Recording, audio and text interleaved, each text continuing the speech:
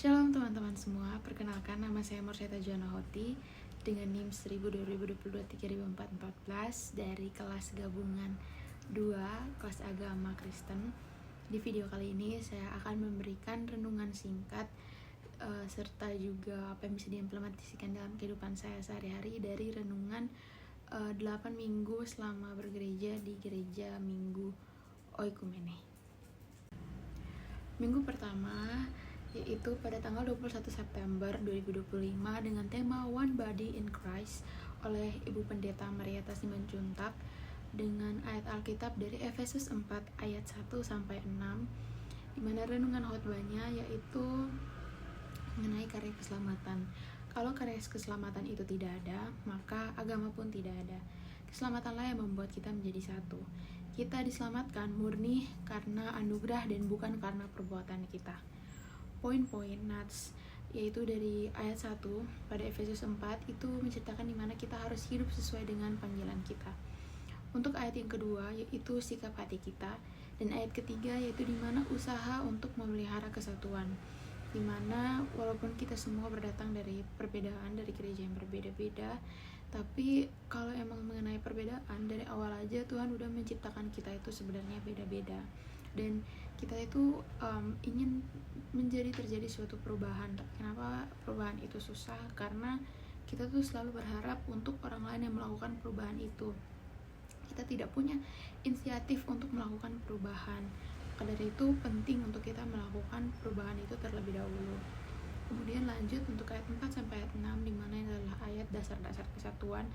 Kita itu adalah satu tubuh, satu roh, satu pengharapan, satu Tuhan, satu iman, satu baptisan, dan satu Allah Bapa.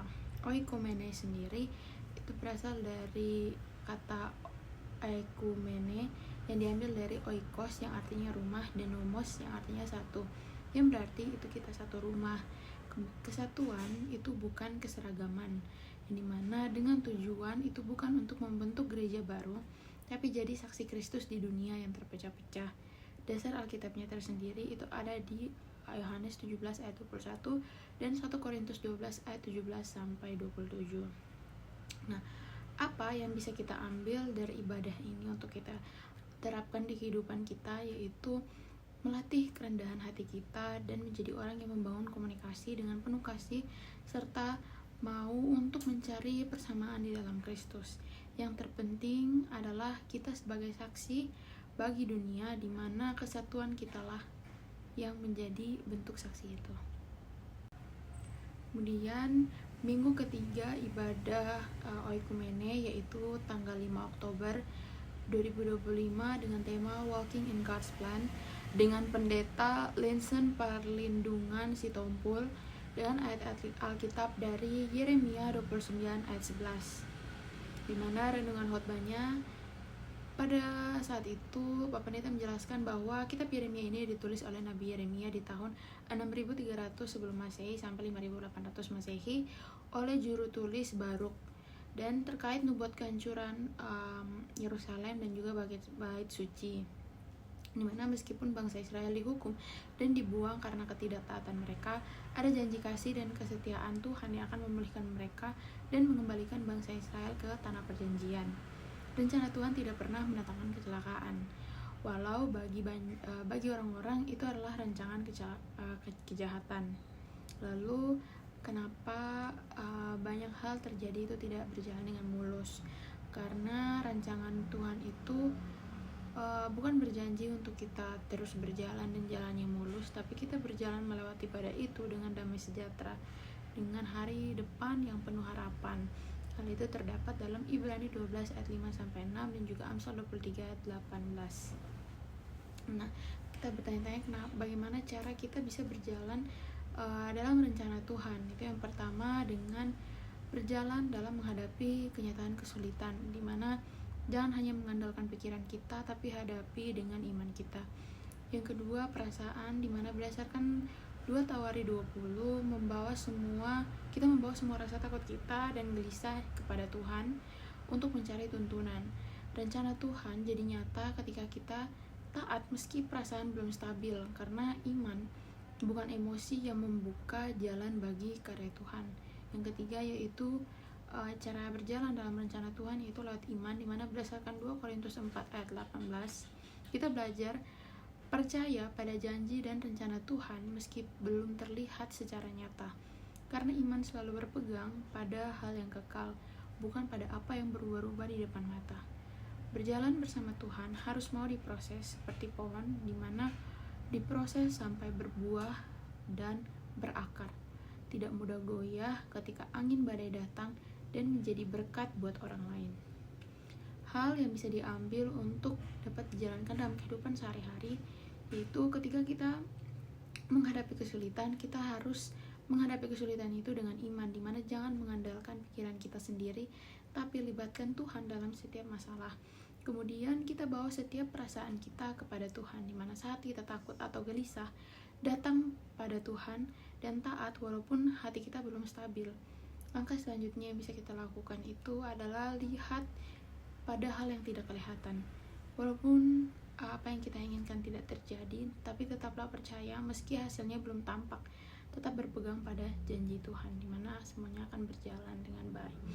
Terus terima proses Tuhan, dimana biarkan diri kita dibentuk seperti pohon yang bertumbuh perlahan, namun akan kuat. Kemudian kita harus menjadi berkat gitu, dimana gunakan pengalaman dan proses hidup kita untuk menguatkan orang-orang sekitar kita.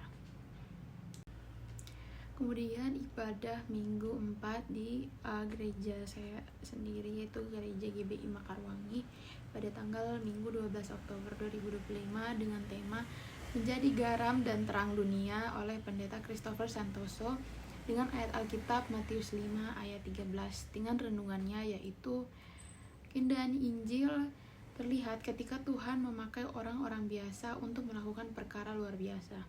Yesus menggambarkan kita sebagai garam dunia, yang dimana mengawetkan, memberi rasa, dan menyucikan. Sebagaimana garam mencegah pembusukan, orang percaya dipanggil untuk menjadi kekuatan moral yang menahan kerusakan dunia, dimana memberi rasa surga melalui integritas dan juga kasih, serta menjaga kekudusan hidup seperti garam dalam persembahan kepada Allah. Meski bekerja diam-diam, pengaruh orang percaya itu harus nyata, sebab tanpa garam segala sesuatu menjadi tawar dan kehilangan makna. Yesus juga menyebutkan kita terang dunia, pewaris terang Kristus bagi dunia yang gelap oleh dosa, keputusasaan, dan kebingungan moral. Terang hadir bukan untuk disembunyikan, tetapi untuk mengusir kegelapan, di mana menuntun langkah dan menjadi kesaksian yang memuliakan Bapa di sorga. Kehadiran orang percaya seharusnya membawa damai, harapan, dan arah hidup bagi orang yang tersesat. Menjadi garam dan terang berarti hidup berbeda dan ditampil sebagai saksi Kristus dan memenangkan jiwa, sebab tujuan akhirnya adalah memuliakan Allah.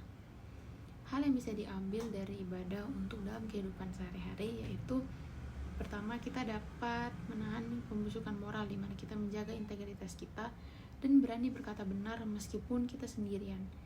Kemudian memberi rasa pada hidup orang lain seperti garam, di mana kita harus memberi rasa dengan menunjukkan kasih, empati, dan kebaikan yang menghidupkan. Selanjutnya itu menjaga kekudusan, di mana kita hindari kompromi dosa kecil, hidup murni di hadapan Tuhan, serta mengusir kegelapan, di mana dengan menjadi pembawa damai dan bukan menjadi sumber konflik, serta menuntun orang dengan terang firman, di mana hidup harus selaras dengan firman sehingga orang lain melihat arah hidup yang benar lewat diri kita. Juga menjadi kesaksian, di mana lewat perkataan kita dan tindakan kita bahwa orang mengenal Kristus, serta berani untuk hidup berbeda, di mana tampil sebagai anak terang meski dunia menolak nilai-nilai Injil. Selanjutnya saya akan menjelaskan mengenai ibadah Minggu 6 di GBI Mekarwangi pada tanggal 26 Oktober 2025 dengan tema Menjadi Saksi Lewat Perbuatan Kita oleh Pendeta Daniel Edi Prajitno. Ayat Alkitabnya berdasar dari Yohanes 15 ayat 16 dan juga Kolose 1 ayat 10, di mana khotbah ini menekankan bahwa hidup manusia memperoleh arti dan nilai ketika menghasilkan buah. Seperti kebun anggur yang hanya dapat berbuah setelah dirawat, dipangkas, dan dijaga, demikian juga kehidupan rohani seseorang dibedakan oleh buah yang tampak dari karakternya, tindakannya, dan pengaruh hidupnya.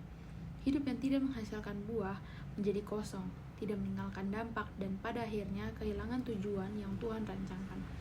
Namun ketika seseorang menghasilkan buah-buah pertobatan, buah karakter, maupun buah pelayanan, hidupnya menjadi lebih baik di hadapan Tuhan maupun sesama.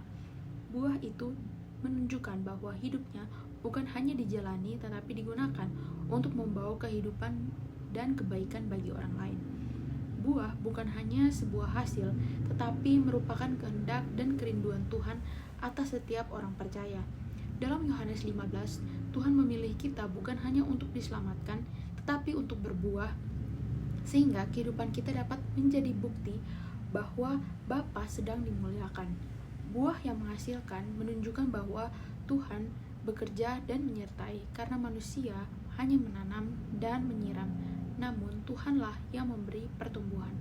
Ini berarti hasil kehidupan bukan berasal dari kekuatan manusia, tetapi dari anugerah Tuhan yang bekerja di dalam diri kita.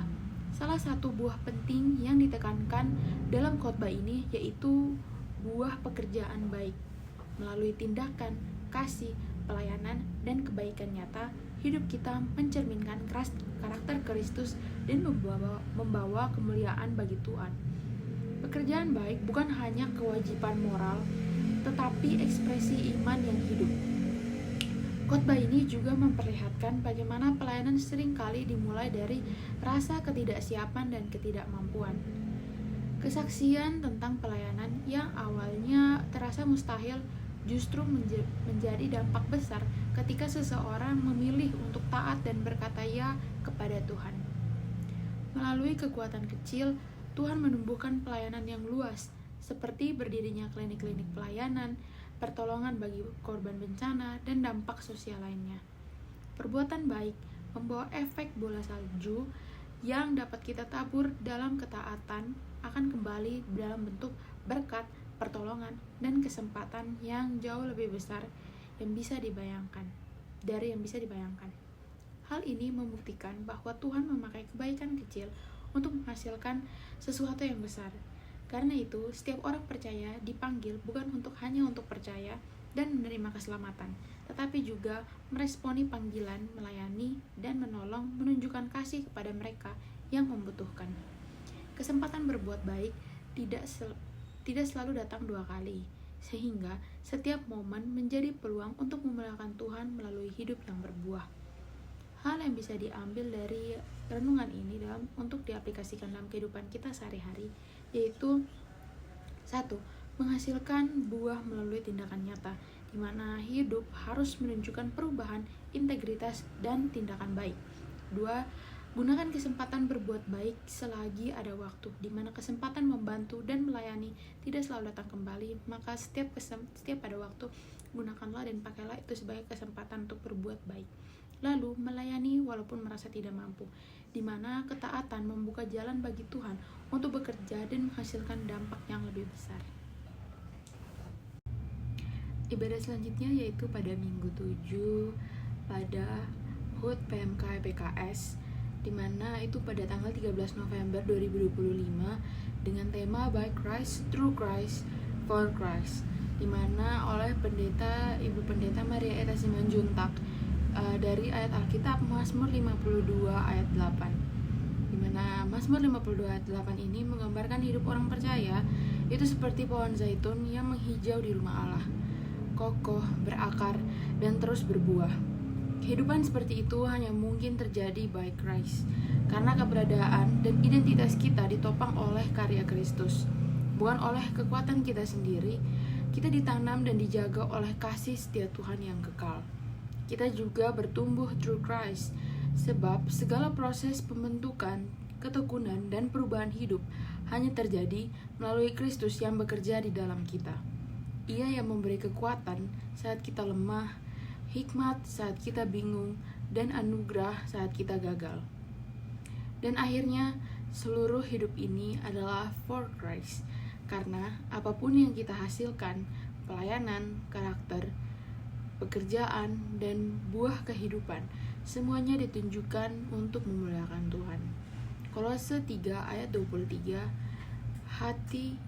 mengingatkan bahwa tidak ada pekerjaan yang terlalu kecil ketika kita dilakukan dengan hati untuk Tuhan. Identitas kita, pertumbuhan kita, dan keberadaan persekutuan kita adalah karya Kristus. Dan karena itu, segala sesuatu kembali untuk kemuliaannya. Hal yang bisa diambil dari ibadah untuk dijadikan pembelajaran dalam kehidupan sehari-hari. Yang pertama adalah hidup berakar dalam Kristus, di mana sadar bahwa identitas dan kekuatan berasal dari Kristus, bukan usaha sendiri. Libatkan Tuhan dalam segala hal, mulai dari jalani setiap langkah dengan doa, iman, dan ketergantungan pada Kristus. Kerjakan semua untuk Tuhan. Ubah motivasi kita, lakukan tugas kecil sekalipun untuk memuliakan Tuhan, bukan untuk mendapatkan pujian. Bertumbuh dalam kekudusan dan integritas, seperti pohon zaitun yang menghasilkan minyak murni. Hidup kita harus bersih dari kompromi dosa. Menjadi berkat bagi sekitar, biarkan buah hidup kita menguatkan, mengerahkan, dan membawa damai kepada orang lain. 6. Terus percaya dalam proses Tuhan, di mana pertumbuhan rohani membutuhkan waktu. Tetap setia karena Kristus yang membentuk kita. Kemudian ibadah minggu ke-8, saya bergereja di GBI Mekarwangi pada tanggal Minggu 2 November 2025 dengan tema Mengikis Serakah dengan Melayani oleh Pendeta Joko Prihanto dari ayat Alkitab Yohanes 13, di mana renungannya yang saya ambil, dunia sering memandang kebesaran dari posisi, kekayaan, dan seberapa banyak orang melayani kita. Namun, ajaran Kristus justru berlawanan. Yang terbesar adalah Dia yang melayani. Keserakahan membuat kita ingin selalu dilayani dan tidak pernah merasa cukup. Sedangkan pelayanan menolong kita belajar untuk merendahkan diri, berkata cukup, dan hidup dalam gaya memberi bukan mengambil. Melalui pelayanan, kita melepaskan ego dan belajar melihat nilai diri bukan dari kepemilikan, tetapi dari karakter yang dibentuk oleh kasih Tuhan. Dalam Yohanes 13, Yesus menunjukkan bahwa pelayanan sejati lahir dari identitas yang kuat di dalam Kristus. Ia melayani bukan karena rendah diri, tapi karena ia tahu siapa dirinya. Dengan melepaskan jubah sebagai simbol melepaskan hak, lalu mengikat kain lenan sebagai simbol kerendahan hati, Yesus mengambil inisiatif untuk memberi teladan. Pelayanannya tidak didorong oleh kebutuhan akan penghargaan, tetapi oleh keyakinan penuh akan kasih dan rencana Bapa. Karena itu, orang yang mengerti identitasnya dalam Kristus tidak perlu mencari nilai diri lewat harta, posisi, ataupun pujian manusia. Petrus awalnya menolak pelayanan Yesus karena tidak memahami maknanya, sementara Yudas melayani dengan hati yang dikuasai oleh keserakahan. Yesus menegaskan bahwa tanpa pelayanannya tidak ada persekutuan sejati, dan mereka mengikuti Dia akan dikenali melalui kerelaan untuk melayani. Pada akhirnya, Yesus menetapkan pelayanan sebagai gaya hidup yang membawa kebahagiaan sejati. Pada ayat 17-nya berbeda dengan kekuasaan yang selalu berakhir dalam kekosongan. Pelayanan menuntun kita pada hati yang penuh, sukacita yang tulus, dan hidup semakin serupa dengan Kristus. Yang bisa diambil dari ibadah untuk kita dapat lakukan dalam kehidupan kita sehari-hari, yaitu merendahkan diri, dimana kita sebagai orang Kristen, orang percaya, tidak mengejar pujian atau posisi, dimana siap melakukan hal kecil tanpa dilihat orang, melayani tanpa diminta, mengambil inisiatif membantu orang sekitar kita, mengendalikan keserakahan, belajar cukup dan tidak untuk ingin lebih, mengenali identitas diri di mana tidak mencari nilai diri dari harta, status, atau penilaian manusia. Motivasi pelayanan yang benar, melayani karena kasih bukan untuk terlihat baik, membawa damai lewat kata-kata dan sikap yang menguatkan orang lain, serta menjadikan pelayanan gaya hidup, menolong orang dengan konsisten bukan hanya sesekali. Pengalaman yang saya rasakan selama beribadah di gereja Oikumene dimana saya merasa ini adalah suatu hal yang baru bagi saya, karena ketika saya datang ke satu gereja, biasanya mereka punya ciri khas sendiri. Namun ketika saya datang ke gereja Oikumene ini, saya benar-benar melihat satu gereja dengan banyak orang membawa ciri khas gerejanya sendiri. Hal ini membuat ini adalah suatu benar-benar kesatuan di dalam Kristus yang membuat saya melihat banyak budaya baru. Saya yang berasal dari timur, saya melihat orang-orang yang menggunakan bahasa Batak ataupun bahasa lainnya di dalam gereja.